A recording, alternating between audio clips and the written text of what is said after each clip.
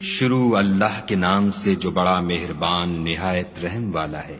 اے پیغمبر صلی اللہ علیہ وآلہ وسلم، لوگوں سے کہہ دو کہ میرے پاس وحی آئی ہے کہ جنوں کی ایک جماعت نے اس کتاب کو سنا تو کہنے لگے کہ ہم نے ایک عجیب قرآن سنا جو بھلائی کا رستہ بتاتا ہے، سو ہم اس پر ایمان لے آئے اور ہم اپنے پروردگار کے ساتھ کسی کو شریک نہیں بنائیں گے۔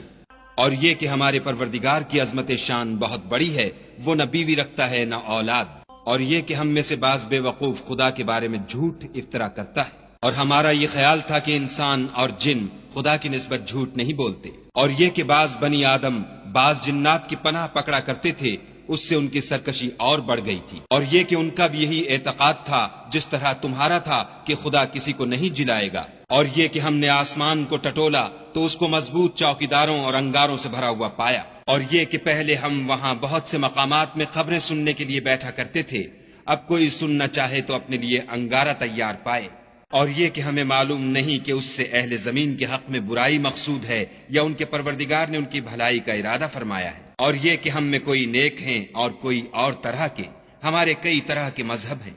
اور یہ کہ ہم نے یقین کر لیا ہے کہ ہم زمین میں خواہ کہیں ہوں خدا کو ہرا نہیں سکتے اور نہ بھاگ کر اس کو تھکا سکتے، اور جب ہم نے ہدایت کی کتاب سنی اس پر ایمان لے آئے، تو جو شخص اپنے پروردگار پر ایمان لاتا ہے اس کو نہ نقصان کا خوف ہے نہ ظلم کا،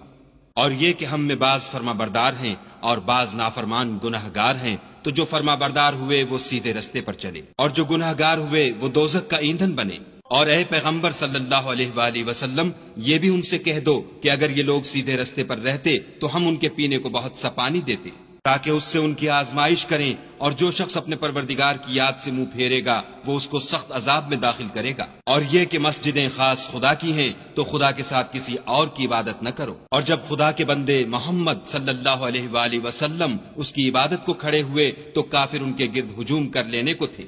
کہہ دو کہ میں تو اپنے پروردگار ہی کی عبادت کرتا ہوں اور کسی کو اس کا شریک نہیں بناتا، یہ بھی کہہ دو کہ میں تمہارے حق میں نقصان اور نفع کا کچھ اختیار نہیں رکھتا، یہ بھی کہہ دو کہ خدا کے عذاب سے مجھے کوئی پناہ نہیں دے سکتا اور میں اس کے سوا کہیں جائے پناہ نہیں دیکھتا، ہاں خدا کی طرف سے احکام کا اور اس کے پیغاموں کا پہنچا دینا ہی میرے ذمے ہے، اور جو شخص خدا اور اس کے پیغمبر کی نافرمانی کرے گا تو ایسوں کے لیے جہنم کی آگ ہے، ہمیشہ ہمیشہ اس میں رہیں گے، یہاں تک کہ جب یہ لوگ وہ دن دیکھ لیں گے جس کا ان سے وعدہ کیا جاتا ہے، تب ان کو معلوم ہو جائے گا کہ مددگار کس کے کمزور اور شمار کن کا تھوڑا ہے۔ کہہ دو کہ جس دن کا تم سے وعدہ کیا جاتا ہے میں نہیں جانتا کہ وہ ان قریب آنے والا ہے یا میرے پروردگار نے اس کی مدت دراز کر دی ہے، وہی غیب کی بات جاننے والا ہے اور کسی پر اپنے غیب کو ظاہر نہیں کرتا، ہاں جس پیغمبر کو پسند فرمائے تو اس کو غیب کی باتیں بتا دیتا